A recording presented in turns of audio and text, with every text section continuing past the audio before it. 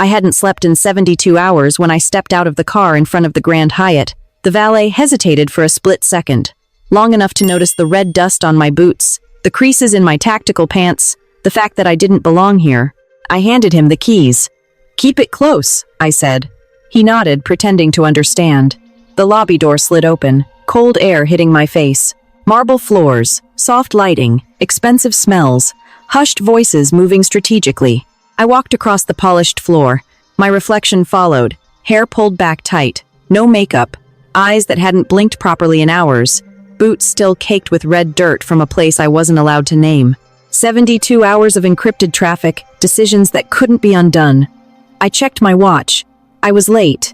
Of course, late. My parents' anniversary party, 40 years of marriage, already in full swing upstairs. Big milestone. Big guest list. Bigger expectations. I didn't even go home first. There wasn't a version of me that would have looked acceptable anyway. Halfway across the lobby, I heard my name. "Wow, you actually showed up like that," Victoria said, framed perfectly under a chandelier. Silk Armani dress, deep green, custom fit, hair and makeup flawless. She smiled, but it didn't reach her eyes. "Unbelievable," she said, stepping closer. "I came straight from work," I said. "Work?" she repeated, voice sharp. "You mean your little warehouse job?" I didn't respond. She circled me, heels clicking sharply. "You smell like a construction site," she said. "Do you even realize who's here tonight?" "No, you don't," she added, cutting me off. "CEOs, defense contractors, people who actually matter."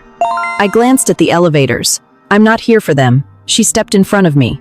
"No, you're here to embarrass me. Not the family, not the event, her." "I don't have time for this," I said. "That's funny," she said, folding her arms. "Because I just made time." A couple walked behind her, glanced at my boots, quickly looked away. Victoria noticed. "That's what you do," she whispered. "People pretend not to notice." "I'm going upstairs." "No," she said flat. I stopped. She leaned in, voice low. "You're not stepping into that ballroom like this. Not with my colleagues in there." I followed her gaze to my boots. Red dust, dried mud, scratches that won't buff out. "Just boots," I said. "They're a statement," she said, laughing short. I didn't respond.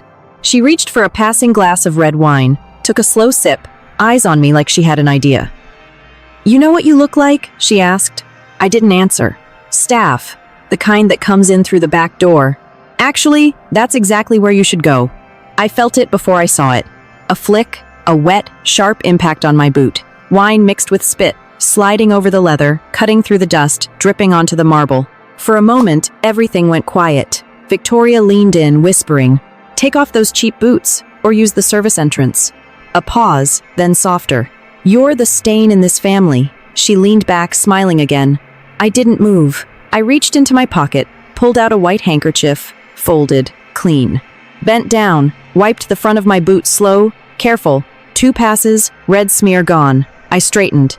Victoria's expression shifted. Not regret, not guilt, confusion. I met her eyes, then looked at her lapel. Metallic pin, company insignia. Government contracts don't come cheap. I read it once, memorized it, then looked back. No anger, no warning, just acknowledgement. I stepped aside. She didn't stop me. I walked past, toward the revolving doors. The sound turned soft, mechanical. I stepped inside, the glass panel carrying me forward. Cold air shifted as I exited onto the street. I didn't somewhere else, far from the lobby. That rhythm turned into the dry, steady sound of paper being flipped inside a sealed room with no windows. I dropped the handkerchief into the burn bin before sitting. The room was quiet, no windows, no outside noise, just the low hum of filtered air and 3 screens waiting. I pulled out my chair and sat. No anger, no shaking hands. Work came next. Logged in. 3-factor authentication. Token, passphrase, biometric. Access granted. Center screen lit, then the 2 on either side. Clean interfaces, encrypted channels, everything compartmentalized. Victoria thought I moved boxes, inventory, logistics, something forgettable. That assumption had been useful. I pulled up the case file. Unresolved equipment failure reports tied to naval special warfare units. Not public, not widely circulated, just enough flags to trigger a quiet review. That review landed on my desk. I didn't need a team, I needed data. I opened the procurement logs first. Contract numbers, vendor IDs, delivery timelines, cross-referenced with field reports. Same pattern. Ceramic plates rated level 4, supposed to stop armor-piercing rounds, didn't consistently. Failure rate not high enough to panic, just enough to raise questions. Questions get buried unless someone decides not to bury them. I pulled the supplier list, scrolled once, stopped. Company name matched the insignia on Victoria's lapel. I didn't react. I clicked. Full vendor profile expanded. Contract history, financials, compliance, certifications. Everything looked clean, too clean. I opened the metadata. Timestamps don't lie. Version histories don't either. Files had been modified subtly, re-uploaded under new labels. Certification documents stamped and restamped. I leaned back, then forward again, closer this time. Isolated the test reports, ballistic resistance data, penetration depth, material composition. On paper, everything passed. In reality, something was off. Compared against independent baselines, numbers shifted, not drastically, just enough. 14%. Ran it again. Same result. Plates thinner than reported. Material density lower. Cost margins higher. Quiet trade. Less protection, more profit. Manufacturing records next. Raw material invoices didn't match declared specifications. Cheaper composites, lower grade ceramics, still looking right in reports until someone gets shot. Switch to financials. People get sloppy in small trails, not big transactions. Consulting fees, maintenance adjustments, third-party transfers. Offshore activity, Cayman Islands. Shell account popped up. Clean structure, timing matched contract approvals. Opened approval logs, digital signatures attached. Hovered over first one, clicked. Authorization details expanded. Name, position, timestamp. Victoria, Vice President, authorized signatory. Every altered report, falsified certification. Every compromised shipment signed by her. I leaned back slightly, then forward. No hesitation. Pulled up transfer records tied to her approvals. There it was. 1.2 million split across 3 transactions, routed through 2 intermediaries. Final destination, Cayman account, labeled Performance Incentives. Performance, 6 operators in the field, trusting gear, trusting numbers adjusted for profit, trusting a signature with a price tag.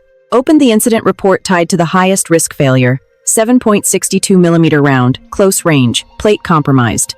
Not fatal, not by design, by luck. Closed the report, reopened vendor file. Everything connected. Contract, materials, certifications, payments, at the center, Victoria. I didn't feel anger. This wasn't personal. This was math. Inputs, outputs, consequences. Created a new file. Clean document, no annotations. Contract numbers. Material discrepancies. Ballistic variance 14%. Financial transfers 1.2 million. Approval signatures verified. Supporting data attached. Logs, metadata, financial trails. Everything time-stamped, traceable. Reviewed once. Accuracy only. No gaps, no assumptions, no loose ends. Then encrypted the file. High-level clearance required to open. Distribution list preset. No commentary needed. Numbers spoke. Hovered over final command. Finger rested on the key, half a second. Not hesitation. Timing. Pressed it. Enter. System processed instantly. File transmitted, locked, irreversible. Sound soft but landed hard in that room. Dry, final. Leaned back, exhaled slowly. No relief, just completion. Somewhere above ground, people still drinking, talking, pretending everything worked. Down here, math said otherwise. Math doesn't negotiate. Closed the screens one by one. Room dimmed. Case forwarded. Chain of command engaged. Stood. Pushed chair in. Grabbed jacket. No one stopped me. No questions. Door sealed with soft click. Somewhere else, in a house smelling of polished wood and expensive dinners, a different sound cut through. Sharp knock, followed by flat hand striking the table. Pent hit before I stepped in. Sharp, flat crack. Closed the door, eyes adjusting. Dining room unchanged. Chairs, table, arrangement 20 years same. Nothing changed except the people. Dennis at the head of the table, one hand flat against wood. Margaret to his right, staring out the window. Something outside mattered more than inside. Victoria sat across from the empty chair waiting for me. No smile this time. Sit, Dennis said. Not high, not you're late. Just that. I pulled out a chair and sat. Silence for a few seconds. Dennis reached into a folder, slid a single sheet across the table. Stopped in front of my hands. Read it, he said. I didn't touch it yet. Looked at him first. What is it? I asked. It's the cleanest solution, he said. For everyone. Legal formatting, formal language, no emotion. Relinquishment of inheritance, voluntary separation of family claim, immediate effect, simple, permanent. I scanned it. My name, full legal. Their names. Signature line already marked. I leaned back slightly. And this is necessary because I asked, I said. Dennis didn't hesitate. Because you've made it necessary, he replied. I waited. He took a breath, trying to make it sound reasonable. Told us about your debts, he continued. Gambling, money owed. I didn't interrupt. She told us you tried to access her company's accounts, planning to use it to blackmail her. I looked at Victoria. She held my gaze, steady, confident. Dennis added, And you believe that? It fits, he said. Explains why you've always been inconsistent, why no clear career path, why disappear for days without explanation. I almost smiled. Margaret still refused to turn around, still looking out the window. Dennis leaned forward, both hands on the table. We cannot let your situation drag Victoria down. She has built something real, something valuable, respected, trusted, people depending on her. I nodded once. So, this is how we protect that, he said, tapping the paper. You sign, walk away, family moves forward without risk. Didn't say it explicitly. If I don't sign, we make it public. Debts, attempted extortion. I let it sit, nodded. Victoria leaned back, crossing her legs slowly. This doesn't have to be dramatic, she said. Just sign it and go. You'll be doing everyone a favor. Everyone. I reached for the pen. Heavy, expensive, the kind people buy to feel important. Rolled it between fingers. No one spoke. Tip-touched paper. Started smooth, controlled, no shaking. Halfway through my name, stopped, looked at Victoria. Eyes didn't look away. Posture stayed the same, eyes shifted. Finished first part of signature. Then spoke. Account ending in 402 Cayman Islands. 1 month ago a file was placed in front of me. You told me to sign it, walk away, never use your name again.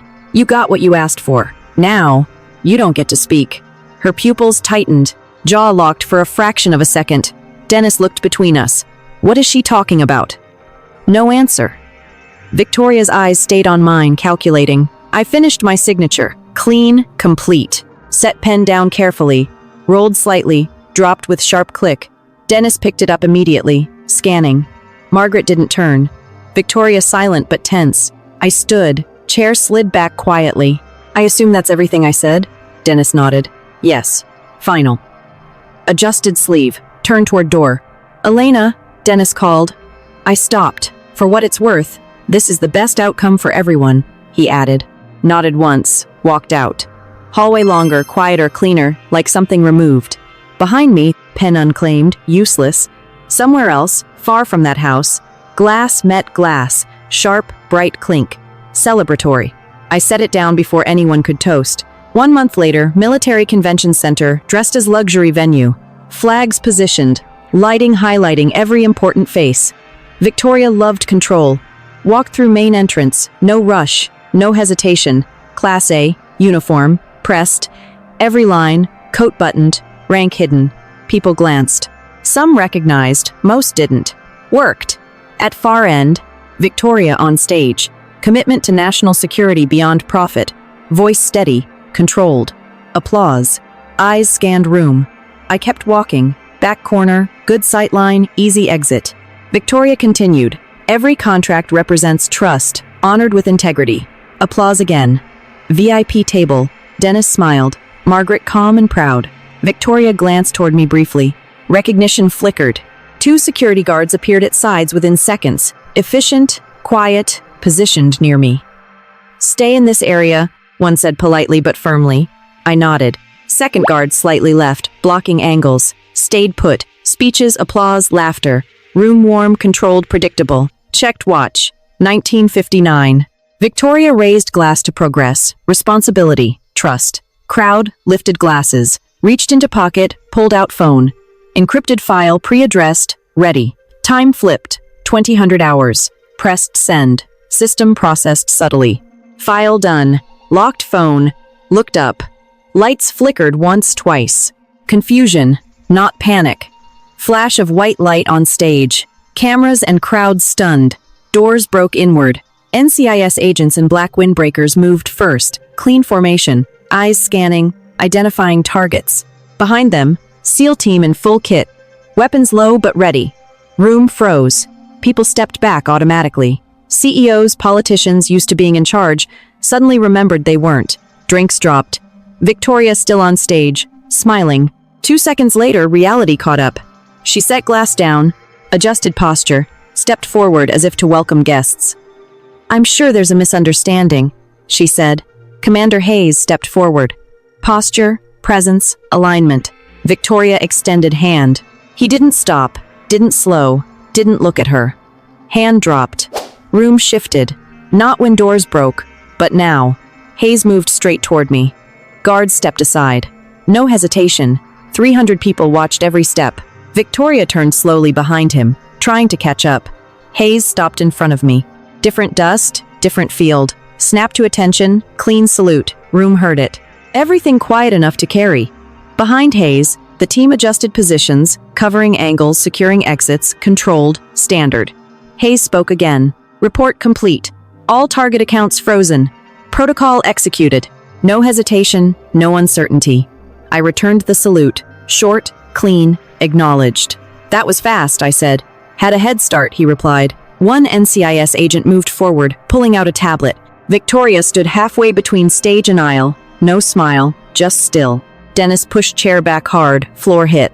"What is this?" he demanded. No answer. Margaret didn't move, didn't speak, just stared at me, at the uniform she hadn't noticed before. Victoria stepped forward faster, less controlled. "There has to be a mistake," she said, voice tighter. One agent intercepted her. "Ma'am, step back." "I am not stepping back," she snapped. "This is my event." Agent held position. Victoria looked past him at me. Recognition clicked. Not full understanding, but enough. "You," she said quietly. I didn't respond, didn't need to. Hayes lowered his hand from salute, controlled, final. Arm dropped, sound carried, cut through room. Across hall, a thick stack of paper landed hard on VIP table in front of Dennis. 40 pages minimum. No explanation, just evidence and consequences. I reached for coat, unbuttoned slowly. Fabric shifted open. Aisle saw what they missed before. Rank, insignia, rows of ribbons not from paperwork. Noise dropped, people leaned forward. Conversations died mid-sentence. Aisle cleared on its own. Hayes moved aside, giving space. I walked up steps onto stage. Victoria frozen, eyes locked on uniform. Instinct. Distance. Set coat on podium edge, picked up file placed there. 40 pages, condensed, clean, final. Opened it. Didn't look at audience or parents, just document. October 14th, I said, voice carrying. 7.62 millimeter round penetrated level 4 ceramic plate. Batch 884. Silence. Plate supplied under contract by this company. Failure caused material thickness reduced by 14%. Turned one page, didn't pause. Reduction offset unauthorized financial transfers totaling 1.2 million. Another page. Funds routed through offshore accounts. Final destination Cayman Islands. Look directly at Victoria. Authorized by Vice President Victoria. Face lost color in real time. Certification reports falsified to conceal variants. Metadata confirms modification timelines. Digital signatures verified. Closed file, set down. Sound soft but landed heavy. Dennis stood from VIP table. Fast, too fast. "This doesn't make any sense," he said, voice breaking. "Elena, what is this? What are you doing?" I turned, looked at him. He looked smaller, reduced. "That's your sister," he added. "You don't just stand up there and stop. Step down from stage." Closed distance between us. Measured steps. No hesitation. "You just used my name," I said. "Calm, controlled. You used it like you still have the right." "Den,